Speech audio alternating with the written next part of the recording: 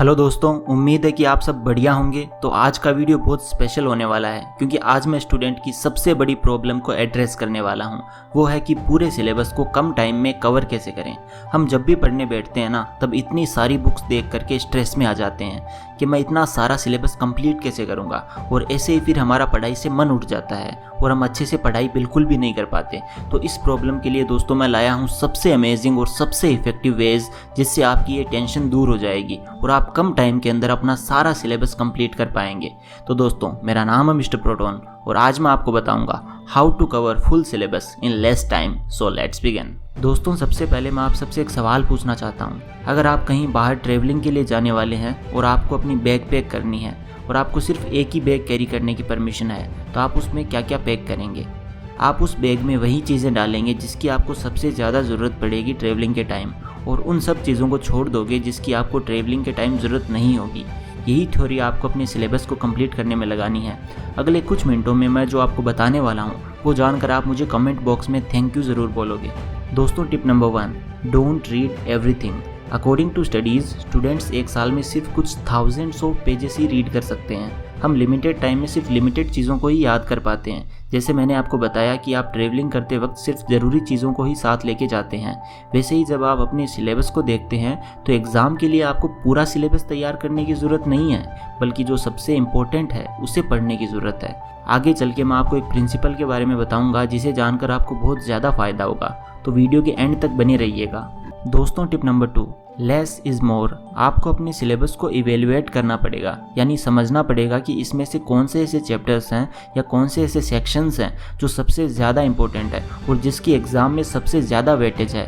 इससे आपको पता चलेगा कि आपको हाईएस्ट मार्क्स लाने के लिए बहुत कम टॉपिक्स पढ़ने हैं और उन्हीं टॉपिक्स में से एग्ज़ाम्स में क्वेश्चन आएंगे। अब टॉपिक्स और चैप्टर्स डिसाइड करने के लिए आपको सिर्फ अपने सिलेबस पर कंसंट्रेट करना है, एक्स्ट्रा स्टडी मटेरियल को रेफ़र नहीं करना। इंपॉर्टेंट चैप्टर्स डिसाइड करने का सबसे आसान और बेस्ट तरीका है कि आप अपने एग्ज़ाम के पिछले 5 सालों के क्वेश्चन पेपर्स को देखें, उनको ऑब्जर्व करें और उनमें सबसे ज़्यादा क्वेश्चंस किस टॉपिक या चैप्टर से आते हैं उन्हें नोट करें और इम्पोर्टेंट मार्क करें। दोस्तों, आप देखेंगे कि 50 to 75% क्वेश्चंस कुछ टॉपिक्स या चैप्टर्स से ही आते हैं। बस आपको इन्हीं चैप्टर्स पर ज़्यादा फोकस करना है और आप देखेंगे कि बहुत कम एफर्ट्स से आप बहुत ज़्यादा स्कोर कर पाएंगे। आपको बस ये लेस इज़ मोर का कॉन्सेप्ट समझना होगा। दोस्तों, अब हम बात करते हैं उस प्रिंसिपल के बारे में जिससे आप अपने सिलेबस को बड़ी आसानी से और बड़ी ही जल्दी ख़त्म कर पाएंगे। दोस्तों, टिप नंबर 3, पार्किंसंस लॉ। दोस्तों, जब मैं 10th स्टैंडर्ड में था तो मेरे टीचर ने मुझे एक साइंस प्रोजेक्ट बनाने के लिए कहा और मुझे 1 महीने की डेडलाइन दी। मैंने सोचा कि अभी तो 1 महीना बाकी है प्रोजेक्ट कंप्लीट करके सबमिट करने को, तो थोड़ा दोस्तों के साथ क्रिकेट खेल लेता हूँ। उसके बाद सेकेंड डे मैंने सोचा कि अभी भी बहुत टाइम है, मैं वीडियो गेम्स खेल लेता हूँ। ऐसा करते करते मैंने उस प्रोजेक्ट को 28 दिन तक अवॉइड किया।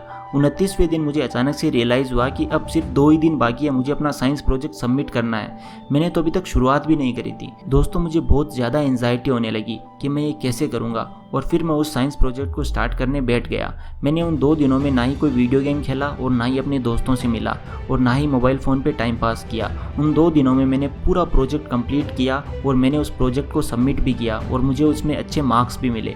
इससे हमें क्या समझ आता है दोस्तों कि अगर किसी चीज़ की डेडलाइन बहुत ज़्यादा लंबी होती है तो हम उस काम को प्रोक्रेस्टिनेट करते रहते हैं और एंड मोमेंट पे उस काम को पूरा करते हैं। आपने भी इसे एक्सपीरियंस किया होगा। इसे पार्किंसंस लॉ के नाम से जाना जाता है। आप जितना एक काम की डेडलाइन को शॉर्ट रखोगे उतनी ही जल्दी आप उस काम को ख़त्म भी कर पाओगे। Work expends over the given long time period and shrinks in given short time period. आपको भी दोस्तों इसी प्रिंसिपल को फॉलो करने की ज़रूरत है अपने सिलेबस को लेस टाइम में कंप्लीट करने के लिए। अब आप अपने सिलेबस को कवर करके कंप्लीट करने की डेडलाइन को शॉर्ट रखिए।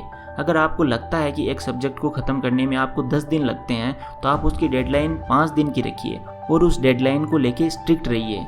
याद रखें दोस्तों कि आप कोई भी अनरियलिस्टिक डेडलाइन ना रखें। जैसे कि अगर आपको 10 दिन लगते हैं एक सब्जेक्ट कंप्लीट करने में, तो आप उस सब्जेक्ट को 2 दिन में करने की डेडलाइन ना बनाएं, क्योंकि ये अनरियलिस्टिक है। और अगर आप उस सब्जेक्ट को या उस चैप्टर को 2 दिन में नहीं कर पाए तो आपका मोरल डाउन हो जाएगा और आपको पढ़ने का ज़रा भी मूड नहीं करेगा। इसलिए always set shorter but realistic deadlines. दोस्तों, टिप नंबर 4, रिवॉर्ड मैकेनिज्म। आप जब भी अपने चैप्टर को या पर्टिकुलर टॉपिक को शॉर्टर डेडलाइन पे कंप्लीट करते हो तो अपने आप को एक रिवॉर्ड देना चाहिए। This is known as reward mechanism. जब भी आप शॉर्टर डेडलाइन पे अपने टास्क कंप्लीट कर लें तो खुद को रिवॉर्ड करें।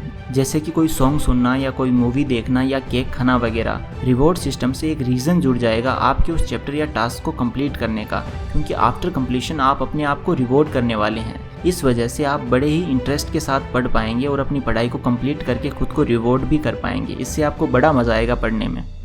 दोस्तों, tip number 5, develop a pattern for yourself. एक स्टडी पैटर्न बनाइए जिससे कि आपका पूरा सिलेबस आप बहुत कम टाइम में और कंसाइज वे में कंप्लीट कर सकें। स्टडी पैटर्न में आपको maximum 2 hours of continuous study करनी है और फिर 20 मिनट्स का एक ब्रेक लेना है।